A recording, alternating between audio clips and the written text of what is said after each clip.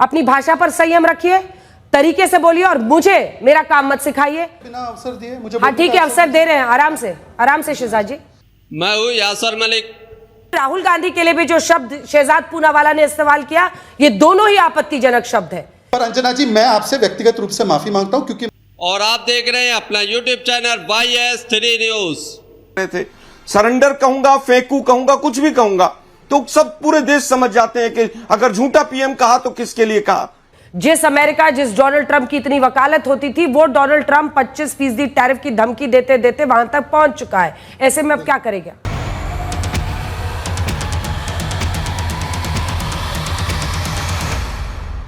गोदी media anchor ने छोड़ी दलाली। गोदी मीडिया एंकर अंजना ओम कश्यप और बीजेपी के प्रवक्ता शहजाद पूनावाला के बीच हुई तीखी बहस। शहजाद पूनावाला ने बोले कुछ अपशब्द, जिसके बाद अंजना ओम कश्यप ने उनकी धज्जियां उड़ा दी, जिसके बाद शहजाद पूनावाला अंजना ओम कश्यप से माफी मांगने लगे। लाइव डिबेट के अंदर माफी मांगी शहजाद पूनावाला, जो बीजेपी के प्रवक्ता है। आप लोग इस डिबेट के अंदर जो मुद्दे देखेंगे कि ट्रंप ने जो 25% टैरिफ भारत पर लगाया, उसके बारे में जब शहजाद पूनावाला से पूछा जाता है और सवाल किया जाता है तो शहजाद पूनावाला अतीत में चले जाते हैं और नेहरू ने क्या किया और तो कांग्रेस ने क्या किया और ट्रंप के आगे क्या नहीं हुआ था 1975 1980 में, तो उन बातों को करते हैं। जिसके बाद आलोक शर्मा जो कांग्रेस के प्रवक्ता हैं वो भी धज्जियां उड़ाते हैं, अंजना ओम कश्यप भी धज्जियां उड़ाती हैं। इस डिबेट के अंदर बीजेपी के प्रवक्ता शहजाद पूनावाला ने कांग्रेस को भ्रष्टाचारी परिवार कहा, तभी आलोक शर्मा ने प्रधानमंत्री नरेंद्र मोदी को फेंकू और झूठा पीएम बताया, जिसके बाद ये डिबेट और ज्यादा गर्मा जाती है और ज्यादा ही इस डिबेट में बवाल हो जाता है। आप लोग पूरी डिबेट देखिए। आलोक शर्मा जी, अब आप इस बात का जवाब दीजिए। और सेना का तो युद्ध घोष ही हम अपने दर्शकों को पूरी लिस्ट दिखा रहे हैं। राजपूताना राइफल्स, जिनकी भूमिका भी थी इस बार ऑपरेशन सिंदूर में, राजा रामचंद्र की जय, वॉर क्राई है उनका, युद्ध घोष है। गोरखा रेजिमेंट का जय महाकाली, जय गोरखाली। बिहार रेजिमेंट का है जय बजरंगबली। ज्वाला माता की जय डोगरा रेजिमेंट का है। कहां कहां तक दूर करेंगे? भगवान राम की तस्वीर तो संविधान पर भी लगी हुई है, तो फिर ये क्यों कहना कि धर्म को अलग रखो? देखिए, मुझे लगता है धर्म को अलग रखने का जो मकसद है शायद बीजेपी उसको समझ ही नहीं पाई है। हमने कहा कि सेना के अंदर धार्मिक चीजों को इन्वॉल्व मत कीजिए। हमारी सेना के जहां पर भी कैंटोनमेंट होते हैं वहां मंदिर भी होता है, मस्जिद भी होती है, गुरुद्वारा भी होता है, चर्च भी होती है। उसको केवल हिंदुत्व के नजरिए से मत देखिए। कहने का तात्पर्य ये था। सिंदूर से किसी को आपत्ति नहीं थी, ऑपरेशन सिंदूर रखा किसी ने नहीं कहा, लेकिन जब बीजेपी वाले घर घर सिंदूर बांटने निकल लिए और सिंदूर के माध्यम से वोट मांगने लगे, तब सबको दिक्कत आई थी कि ये पुड़िया जो सिंदूर की बट रही है। और बिहार से तो आप भी आती हैं, बिहार में जो जो हुआ और बिहार की महिलाओं ने जिस तरह से इनके बीजेपी के तमाम नेताओं को गली मोहल्ले में दौड़ाना शुरू किया, उस पर आपत्ति थी कि आप सिंदूर के नाम पर जिस तरह से वोट मांग रहे हैं, सिंदूर के नाम पर जिस तरह से राजनीति करना चाहते हैं, वो रुकनी चाहिए। उसके लिए आपत्ति थी। अब बहुत अच्छी बात है, इनको हिंदू मुस्लिम तमाम चीजें दिखाई दी। अभी ऑपरेशन हथकड़ी और ऑपरेशन बेड़ियों के बाद ऑपरेशन टैरिफ और ऑपरेशन पेनल्टी भी आ गया है अमेरिका से। ये पूरी तरह से जीता जागता उदाहरण है कि पहले हमारे नागरिकों को हथकड़ी और बेड़ियां लगाकर भेजा और आज टैरिफ और पेनल्टी की भी घोषणा कर दी। वो जो नमस्ते ट्रंप और मेरे माय डियर फ्रेंड डोनाल्ड और पता नहीं कौन कौन सा चल रहा था 2 साल से, और यहां पर भी पूरे उसके लिए हवन किए गए। आरएसएस और तमाम लोग हवन कर रहे थे कि ट्रंप जीत जाए। ये फेल विदेश नीति का एक पूरा जीता जागता उदाहरण है। और किस तरह से उनको तमाम चीजों को डाइवर्ट किया जाए, उसका एक अलग से रास्ता निकाल लीजिए कि तमाम चीजों को आप अब प्रश्न चिन्ह के माध्यम से जनता के बीच में रख दीजिए। तमाम घोषणाएं हुई। कल सिक्योरिटी लैप्स कैसे हुआ किसी को नहीं पता। क्या मोदी जी का दौरा जम्मू कश्मीर का रोका गया था, किसी को नहीं पता। झूठ को झूठ कहने का 56 इंच और विश्वगुरु में हिम्मत नहीं है कि अगर ट्रंप झूठ बोल रहे हैं तो एक बार कह देते आप, क्या दिक्कत थी। कल का भी पूरा जो प्रोसेस दिखा वो करेज से ज्यादा कवर अप नजर आया कि किस तरह से कवर अप किया जाए। 100 दिन के बाद संयोग हुआ, प्रयोग हुआ, वो पूरा देश आज गली मोहल्ले में चर्चा कर रहा है कैसे हुआ ये सीज फायर, अचानक कैसे रुक गया। अरे भैया, महादेव रखिए, हनुमान रखिए, दुर्गा रखिए, सब कुछ रखिए, लेकिन ये बता दीजिए सीज फायर क्या डीजीएमओ के कहने से रुका? डीजीएमओ को किसने पावर दी? क्या डीजीएमओ को डिफेंस मिनिस्टर ने पावर दी थी? पाकिस्तान के ठिकाने 21 से घटकर 9 क्यों हो गए, इसका उत्तर नहीं है। आप दुर्गा मां पे रखिए, सब पे रखिए, आप लेकिन इसका उत्तर दे दीजिए भाई, 21 ठिकानों पे जो अटैक होना था वो 9 कैसे हो गया, उसकी कोई बात नहीं। ठीक। आपने कहा कि हम डीजीएमओ के कहने पर ऐसा हुआ है। हम पूछ रहे हैं भाई कौन सी शर्तें थी ऐसी जिसके आधार पर आपने कर दिया। आपने कहा कि हमने तो पूरा पहले ही चेता दिया था कि युद्ध हमारा मकसद नहीं, पीओके हमारा मकसद नहीं। अरे भाई, तो आपने पहले ही बता दिया था कि हम पूरी तरह से युद्ध लड़ने के पक्ष में नहीं है, हम केवल और केवल दिखावा करेंगे। ये तो तमाम चीजें सामने संसद के माध्यम से आई है। आप कुछ भी रखिए, आपको जो रखना रखिए, हमें केवल ये बता दीजिए अगर आतंकी हमलों के ऊपर पूरे अटैक हो गए थे तो पाकिस्तान जश्न क्यों मना रहा था? अगर आतंकवाद से कमर टूट गई पाकिस्तान की तो यूनाइटेड नेशंस ने आतंकी विरोधी समिति का पाकिस्तान को अध्यक्ष कैसे बना दिया? आपका पूरा देश के साथ पूरा विश्व आपके साथ था अगर, तो आप ये बताइए कि आईएमएफ ने लोन कैसे दे दिया? ठीक है, बहुत जवाब सारे- दीजिए। टैरिफ सब पे जवाब डीजीएमओ ने क्या कहा, किसकी वजह से हुआ, किन शर्तों सब पर पे हुआ वो जवाब कह रहे हैं, और क्या सिर्फ धूल झोंक रहे थे? सब पे जवाब देता हूं, मैंने सब चीज लिखी हुई है। देखिए, अभी पहले कहा गया कि नाम लेकर ट्रंप को क्यों नहीं बोला। अंजना जी, एक छोटा टेस्ट करते हैं। देश में सबसे भ्रष्ट परिवार, चारा चोर, टोंटी चोर, मैंने तीनों उदाहरण में नाम नहीं लिए, समझ तो गए ना किसके बारे में बात हो रही है। समझदार को इशारा काफ़ी है, और ना समझ जो बनते हैं उनको तो सोने की एक्टिंग करनी है, उनको चाहे जितना जगह वो नहीं जगते। अच्छा, ट्रंप से सीधे मुंह बात करने की बात हो रही है, तो मैं बताना चाहता हूं कि 1971 में कैसी बात होती थी। हमने तो उस समय पाकिस्तान के 2 टुकड़े किए थे ना अंजना जी। May I request Your Excellency Nixon to exercise your undoubted influence with government of Pakistan to stop their aggressive activities against India and deal immediately with the genesis of the problem of East Bengal. ये तो irony lady लग रही है, iron lady तो कम ही लग रही है। देखिए, नाम किसी का नहीं लिया, पर सब कुछ सब समझ रहे हैं मैं किसके बारे में क्या चर्चा कर रहा हूँ। 93,000 सोल्जर लौटा दिए आपने, 15,000 स्क्वायर किलोमीटर लौटा दी। उसी समय ले लेते ना पीओके, उस समय क्यों रुक गए भाई? उस समय तो पाकिस्तान के 2 टुकड़े कर दी थी ना सैम मैनेक्शॉ। पर सैम मैनेक्शॉ जी ने ही समझाया है कि जो हमने कमाया था मैदान में, वो किसने कैसे शिमला एग्रीमेंट में गवाया और क्या शब्द इस्तेमाल किए, मैं दोहराना नहीं चाहता। अब बोलूंगा तो अब भड़क जाएंगे। इसके बाद आगे चलते हैं, इनका कॉन्ट्रडिक्शन देखें इनकी पार्टी का। एक बोलते हैं कि युद्ध नहीं किया, गौरव गोगोई उछल उछल के युद्ध नहीं किया, युद्ध नहीं किया। और फिर उसके बाद गौरव गोगोई के सीनियर नेता, क्योंकि वहां पे वही है ना परिवारवाद के दोनों नवाब, तो बड़े नवाब जो है वो बोलते हैं कि एक्ट ऑफ टेरर को एक्ट ऑफ वॉर बोल दिया। हाउ कैन यू से act of terror is act of war? अरे कहना क्या चाहते हैं दोनों नवाब मिलकर, जरा बताइए ना। अच्छा, आलोक जी तीसरी बात तो 10 सेकंड। आलोक जी, कम से कम आज आप अपने आप को तो एक्सपोज नहीं करते। जिस यूनाइटेड नेशन सिक्योरिटी काउंसिल का पैनल में पाकिस्तान है, उसके लाख गिड़गिड़ाने के बाद टीआरएफ का नाम भी आ गया। वही यूनाइटेड स्टेट्स ने टीआरएफ को बैन किया और लश्कर तैयबा के साथ उसको जोड़कर पाकिस्तान के साथ क्लियरली बता दिया। मतलब पूरी दुनिया में बेनकाब हुआ, पर चिदम्बरम बोलते हैं पाकिस्तान ने नहीं किया। 26/11 पे बोलते हैं हिंदुत्व ने किया है। पहलगाम में 24 घंटे में हिंदुओं को दोष दे देते हैं, और आप कहते हैं पाकिस्तान इसलिए नाचता है। डिबेट को पूरा देखकर जाइए। अभी आगे शहजाद पूनावाला माफी मांगने वाले अंजना उम कश्यप से, क्योंकि अंजना उम कश्यप धज्जियां उड़ाने वाली हैं, और आलोक शर्मा भी अब धज्जियां उड़ाने वाले हैं बीजेपी के प्रवक्ता की। यतो धर्मस्ततो जया, धर्म चक्र प्रवर्तन, ये हमारे लोकसभा में है। हम धर्मनिरपेक्ष हैं, हम निरपेक्ष हैं। धर्म के नाम पर हमारा देश चलता है, इसीलिए राम राज्य की कल्पना महात्मा गांधी ने की। हम धर्मनिरपेक्ष नहीं, हम पंथ निरपेक्ष देश है। धर्म से अधर्म की ओर चले जाएगा। आलोक जी जवाब दीजिए। और देखिए, पृथ्वीराज चौहान तक आपके नेता अगर कह रहे हैं कि नाम मुझे लगता है ऑपरेशन महादेव नहीं होना चाहिए था, नहीं आप सवाल सुनिए, ऑपरेशन महादेव नाम नहीं होना चाहिए था, तो कुछ तो सोच होगी ना पार्टी की। या तो संजय राउत गलत कह रहे हैं, संजय सिंह गलत कह रहे हैं, पृथ्वीराज चौहान गलत कह रहे हैं। आप तो टीवी पर बैठ के कह रहे हैं कि नहीं नहीं कोई दिक्कत नहीं है नाम से, लेकिन उन्होंने कहा है 1971 में ऑपरेशन ट्राइडेंट किसने नाम दिया था? ट्राइडेंट का मतलब त्रिशूल ही होता है। अंग्रेजी में एक ट्राइडेंट कर देने से कुछ बदल थोड़ी जाता है।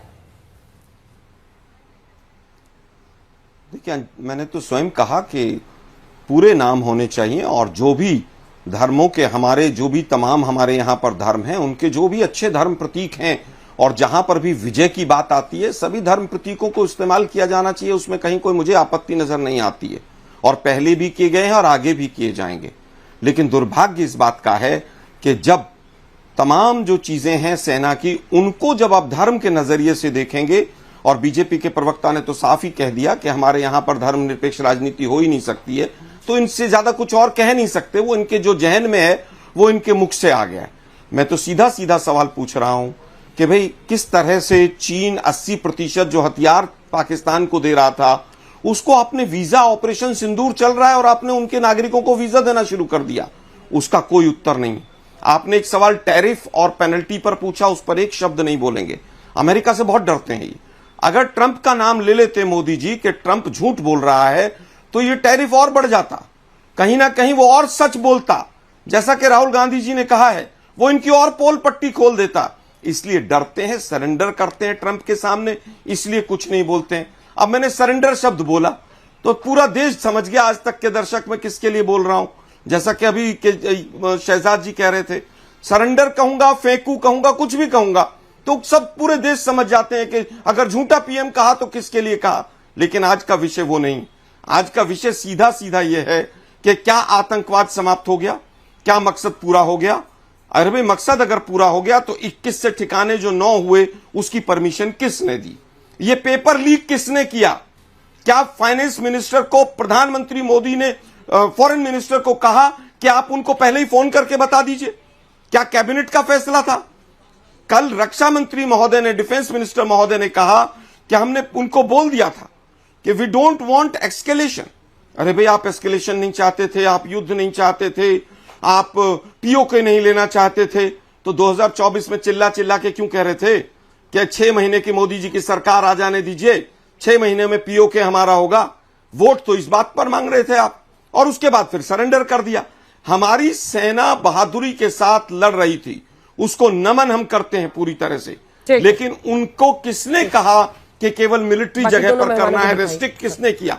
सवाल सीधा है कि सेना के हाथ किसने बांधे। ठीक है, ठीक है। 21 से ये बहस अनंत तरीके से हम लोग रोज ही कर रहे हैं, ये तमाम सवाल आ रहे हैं। पूनावाला जी जवाब दीजिए, असल मुद्दा है अमेरिका के साथ हम कहां पहुंचे। जिस डोनाल्ड ट्रंप की इतनी वकालत होती थी, वो डोनाल्ड ट्रंप 25% टैरिफ की धमकी देते देते वहां तक पहुंच चुका है। ऐसे में अब क्या करेगी भारत सरकार? क्योंकि 3 वर्सेस 1 का पैनल भी है और मैं सवाल भी एक एक करके मैंने सारे नोट किए, मैं जवाब देता हूँ और ट्रंप वाले पे भी आऊँगा। देखिए, सपना के हाथ बांधने की बात आलोक जी ने की। हाँ भाई साहब, हाथ तो तब खुले थे अंजना जी जब फली मेजर ने कहा था 26/11 का बदला लेना है, अटैक कीजिए। तो मनमोहन सिंह ने बोला बिल्कुल सही कहा फली मेजर साहब, चलिए करते अटैक। मोस्ट फेवर्ड नेशन से अटैक किया, स्टेटस देकर अटैक कर दिया भाई साहब। बलूचिस्तान में हमने आतंकी हमला किया, ये कहकर मनमोहन सिंह ने अटैक किया। आपको पता है, फिर वो विदेश गए और बोला कि मेरा बहुत अच्छा निर्णय था कि पाकिस्तान पर कोई हमला नहीं किया। इस प्रकार का अटैक किया है। 2005 में दिल्ली के ब्लास्ट के बाद ऐसा अटैक किया कि बातचीत करेंगे। 2006 के बाद वाराणसी ब्लास्ट के बाद अटैक किया कि ट्रेड बढ़ा देंगे। 2006 के बाद मुंबई ट्रेन ब्लास्ट के बाद अटैक किया, कहा कि पाकिस्तान के लिए और ईजी कर देंगे हम लोग ट्रेड करना। मालेगांव समझौता, जयपुर, अहमदाबाद, पुणे, दिल्ली, मुंबई, हैदराबाद, सब के बाद कितने तो अटैक किए उन्होंने पाकिस्तान पे। आपको नहीं पता अंजना जी? इस प्रकार से सेना का हाथ खुला छोड़ा था इन्होंने। और कारगिल विजय दिवस का इतना सम्मान करते थे कि 5 साल मनाया ही नहीं कारगिल विजय दिवस। ये आलोक शर्मा की बात है। पर कम से कम मुझे लगा कि आलोक शर्मा, क्योंकि वो सोनिया जी की तरह उनकी हिंदी की स्थिति नहीं है, तो वो धर्म और पंथ में अंतर जानेंगे। मैंने साफ साफ कहा कि हम पंथ निरपेक्ष देश है, धर्म निरपेक्ष नहीं हो सकते। अन्यथा अगर धर्म निरपेक्ष होते तो बताइए कि क्यों यतो धर्मस्ततो जया, ये क्यों लिखा गया है सुप्रीम कोर्ट के मोटो पर। और आखिरी बात में ट्रंप के टैरिफ पे आना चाहता हूं।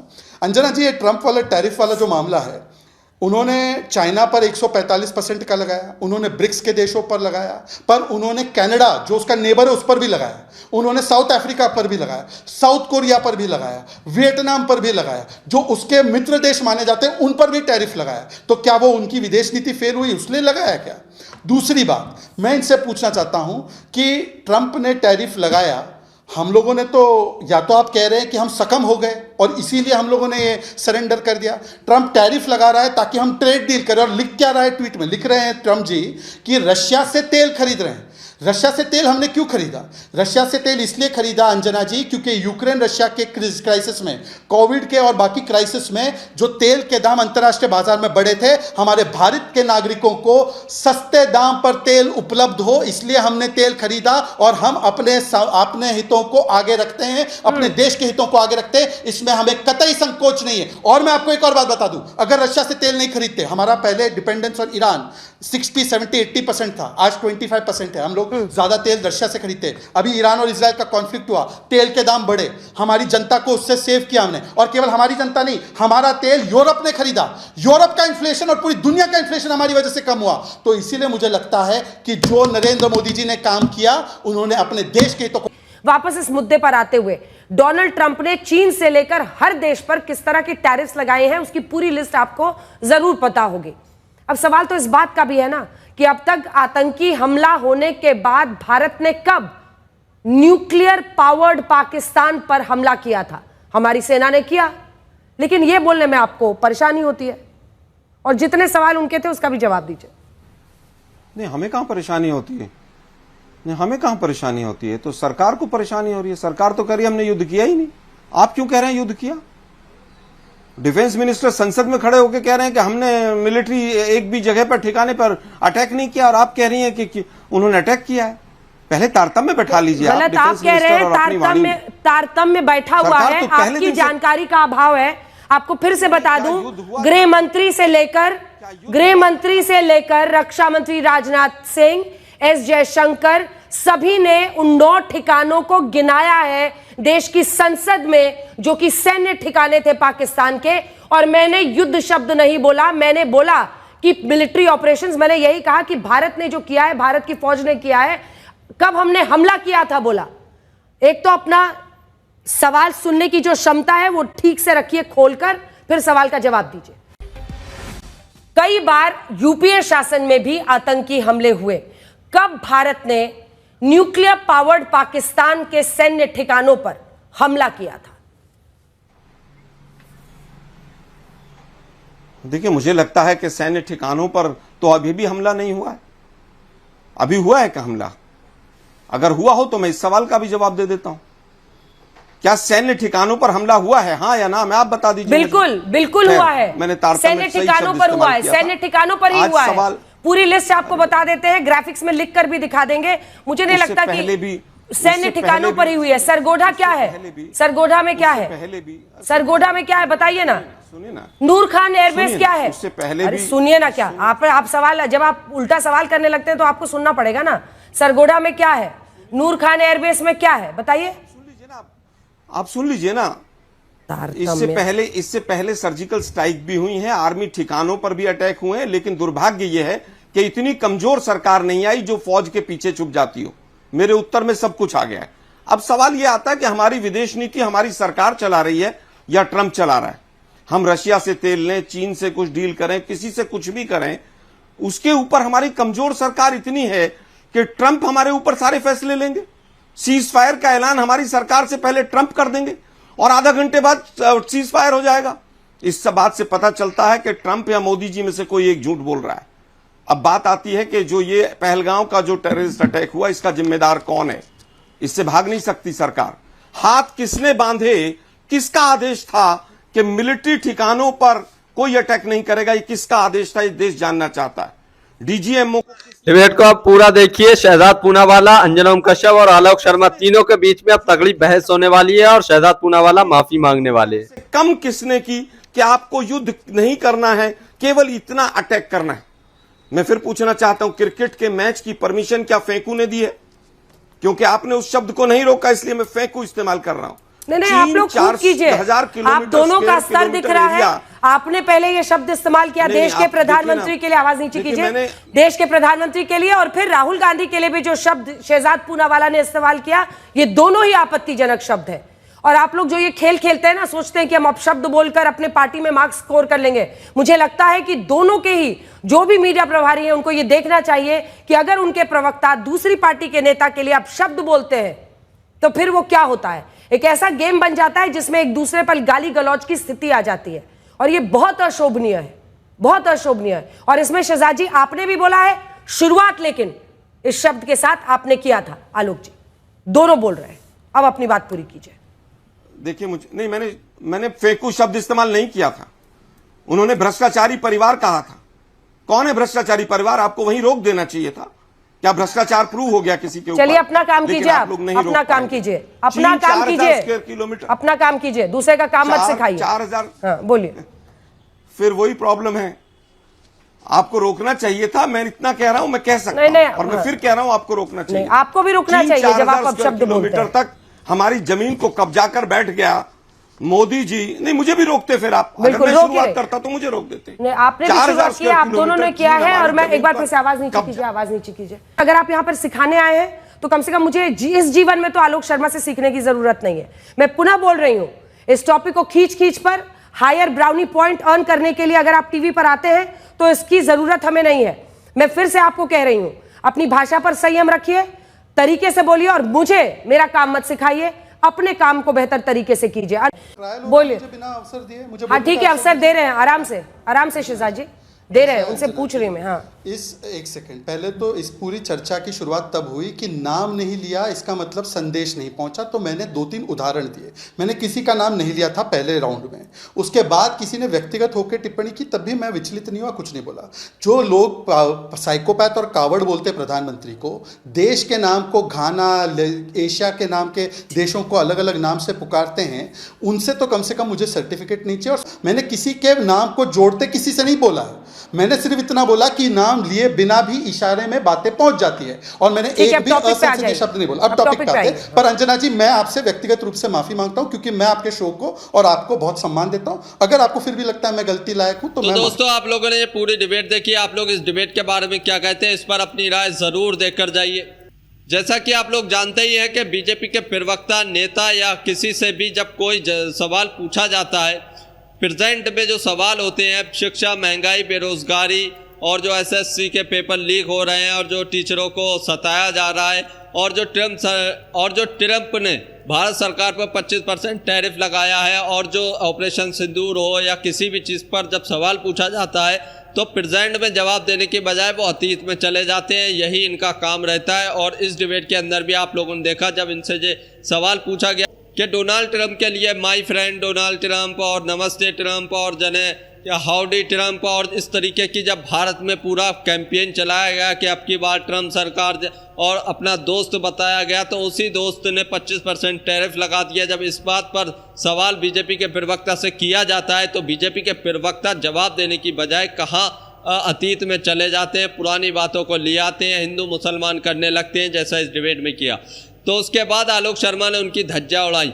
और सबसे बड़ी बात यह रहती है कि जब जवाब नहीं होता है तो अपशब्दों का इस्तेमाल करने लगते हैं, जैसा कि शहजाद पूनावाला ने कांग्रेस को भ्रष्टाचारी पार्टी कहा। उसके बाद आलोक शर्मा ने प्रधानमंत्री नरेंद्र मोदी को फेंकू, झूठा, न जाने क्या क्या कहा। तो दोनों तरफ से जो तीखे शब्द चले, उसके बाद अंजना ओम कश्यप से भी बहस हो गई दोनों प्रवक्ताओं की, जिस पर बीजेपी के प्रवक्ता शहजाद पूनावाला माफ़ी मांगने लगे। आप लोग इस पूरी घटना, इस पूरी डिबेट के बारे में क्या कहते हैं, अपनी राय ज़रूर दीजिए। और जो आलोक शर्मा ने डिबेट की और जो आलोक शर्मा ने मेन मुद्दे उठाए, आप लोग उसके बारे में क्या कहते हैं? क्या बीजेपी के प्रवक्ता प्रेजेंट में रहकर, यानी अब रहकर और फ्यूचर की बात करके जवाब देना चाहिए था, या अभी भी हमेशा पास्ट की बात करेंगे, हिंदू मुसलमान करेंगे? आप लोग इस पर क्या कहते हैं, इस पर ज़रूर बताइए। अगर आप भी गोदी मीडिया का विरोध करते हैं तो हमारे चैनल YS3 न्यूज़ को अभी सब्सक्राइब कीजिए। वीडियो अच्छी लगी हो तो इसको एक लाइक ज़रूर करके जाइए। और जब बीजेपी के प्रवक्ता शहजाद पूनावाला भी डिबेट में ये बोल रहे थे कि 3 वर्सेस 1 का पैनल है, तो क्या आपको लगता है कि किसी भी गोदी मीडिया चैनल पर जाकर भाजपा के प्रवक्ता 3 वर्सेस 1 रहते हैं, यानी 3 विपक्ष के 1 बीजेपी का रहता है, या गोदी एंकर भी उनकी तरफ होता है? आप लोग इसके बारे में भी ज़रूर बताकर जाइए।